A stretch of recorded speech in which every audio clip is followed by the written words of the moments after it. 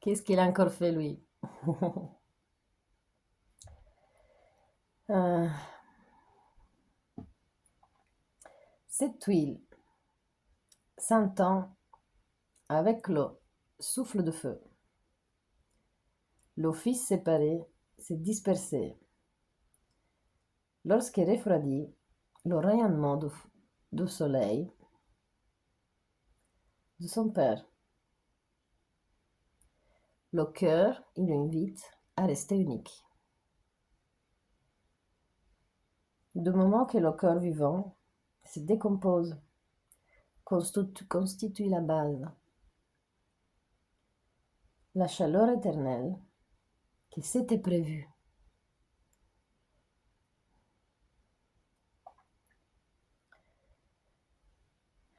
C'est pas nécessaire la chaleur de la croissance. J'y survis, laissez-moi. Ha! Donc, on a parlé, bonsoir, on a parlé de la première chambre, qui lui commence da quantique, dans une chambre d'attente. Il est full conscience, il n'a pas de sentiment, il est juste conscient. Et c'est un androgène qui nous explique cette histoire. C'est la projection, le rêve d'un androgène qu'il voudrait bien être féminin, masculin, éternel aussi. Pas se cloner. Donc lui, il veut que ce soit comme ça. Mais nous, on le voit sans sentiment parce qu'on n'est pas androgène. Donc on ne sait pas le définir. Moi, je le définirais quantique. Parce qu'il est full conscience. C'est pas un stupide, c'est pas un intelligent. C'est une conscience d'évolution. Donc, il explique simplement comme s'il devait expliquer à sa mère cosmique, pas à sa mère biologique. Parce qu'on est d'accord que les parents là, ils se rendent compte qu'on se débride, de qu'est-ce qu'il est fait, de qui, quoi, comment. Et dans la deuxième chambre, lui, il a compris c'est quoi mourir. Mais il a pas mal, et il n'est pas triste, et il n'est pas déprimé, du genre, ah, j'attends, j'aurai jamais plus la possibilité. Non, il ne dit pas ça. Il dit, j'attends une autre possibilité. Pas deuxième, pas troisième, une autre possibilité. Quand je lis ça dans l'autre sens, je vais vous euh, faciliter la tâche. C'est en fait qu'il lui explique qu'il est d'assez réticulaire, euh, que sa composition quantique de féminin-masculin ne l'interroge pas trop. Lui-même, il ne se sent pas féminin-masculin. Mais il sait que c'est deux choses, parce que la froideur, le rayonnement du soleil de son père, ça devient froid. C'est pas quelque chose qui lui chauffe le cœur. Le cœur, lui, se sent qu'il peut réchauffer le cœur de sa mère. Donc, il pense à ce type de féminilité biologique. Mais qui lui a dit qu'il devrait l'avoir? Pourquoi elle ne pense pas à soi-même? Qu'il est là comme un caillou qui attend sa chance. Parce qu'en fait, lui, il est conscient dans le corps de son père, ou de la partie productive de son père, de la partie productive de sa mère biologique. Lui, il n'est pas arrivé au but de manger la pomme de sa maman. Donc, cette chose qui est arrivée dans le tunnel pour arriver à manger la pomme, il n'était pas encore arrivé. C'est aucune part qui le dit. C'est lui qui s'imagine soi-même, à son job, son travail, son but, sa mission, que c'est celle-là. Et il le dit, je suis dans mon monde imaginaire et je dois absolument penser à la croissance, je voudrais savoir c'est quoi le lait de ma maman, que c'est rempli d'informations. Il parle de chaleur, il parle de sentiments de fil, de comment c'est commence à composer. Mais en fait, il est en train de nager pour arriver au but. Lui, il est habitué à pas arriver au but à ce moment-là, cioè à la troisième. Parce qu'on ne trouve pas aucune partie où il dit que lui, il est arrivé au but et il commence le fœtus à se composer. C'est son projection. Donc, dans la troisième chambre, on trouve l'attente. Et que lui, quoi qu'il arrive, il a déjà senti le goût de la vie. Il est déjà en mouvement.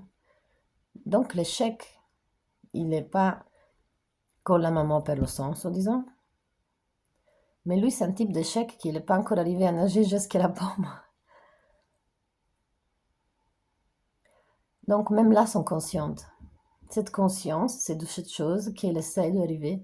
Il est déjà quantique. Donc ça, c'est le soufflement de son père. Donc tout ce que les hommes sont à l'intérieur et qu'un jour ils vont arriver au but, ils sont déjà quantiquement de la vie dedans. De la vie, mais consciente de cette façon-là. Ce ne sont pas des automatismes.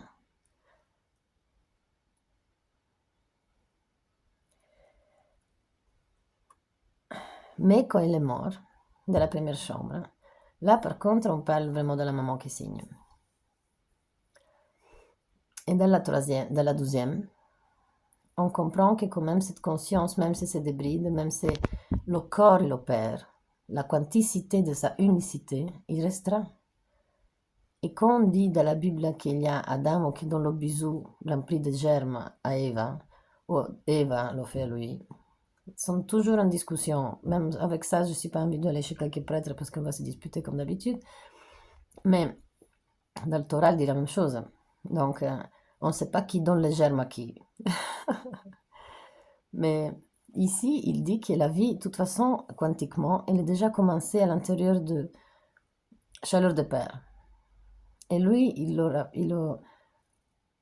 aujourd'hui, dans la troisième chambre, il l'appelle rayonnement du soleil froid.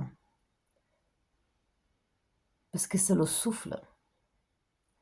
C'est ce tunnel qui est froid quand il devrait arriver au but.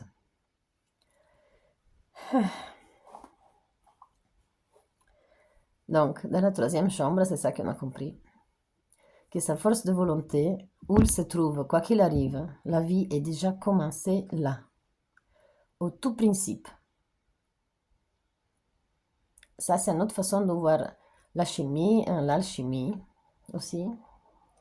Mais beaucoup de religions vont contester, elles vont se disputer, elles vont peut-être m'envoyer des mails, je m'en fiche totalement. Mais c'est pas ça le but, c'est une discussion parce que c'est écrit. C'est pas moi que j'écris le livre. Et ça m'intéresse parce que comment c'est possible que de la première chambre, lui commence avec la vie et la mort? Il n'y aurait pas de logique. En fait, ils vont nous pointer qu'il n'est pas fini la vie juste parce que le corps il lâche. Et qu'il y a toujours une partie de quelque part où ça coince, où ça stagnera. Ou ça va être chez la maman, dans le caillou qui tombe aux profondeurs de Devahan, ou sinon, ça restera quantiquement comme on veut chez le papa, avec un rayonnement du soleil froid. Rien s'est perdu. Là, je peux penser aux strictes façons de vivre des prêtres au Vatican, qu'il ne faut même pas se toucher toute seule ou quoi que ce soit, mais je ne sais pas trop. Parce que les choses hormonales sont très difficiles à les matérialiser dans ce sens-là. Mais ici, on parle d'occultisme, on parle de quelque chose de alchimiquement pas touchable. Mais effectivement, c'est vrai. Pourquoi on n'y pense pas où va cette quanticité? Donc moi, je crois que l'opel, il se sépare aussi de ce type de quanticité, il la garde pour une prochaine chance. Il y a la partie physique de cette chose qu'il voudrait passer le tunnel, arriver à la pomme, qu'il meurt, il se disperse dans l'infini. Donc en fait, c'est toujours le même. Ce n'est pas un autre. C'est chacun quantiquement pour soi, parce qu'il a déjà eu cette tunnel.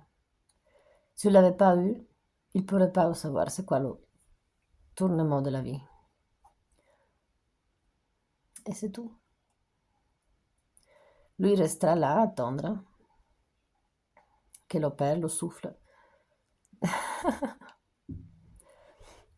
Et Sion, il a pensé même à ça, quand même. Et voilà, j'étais contente de partager ça avec vous.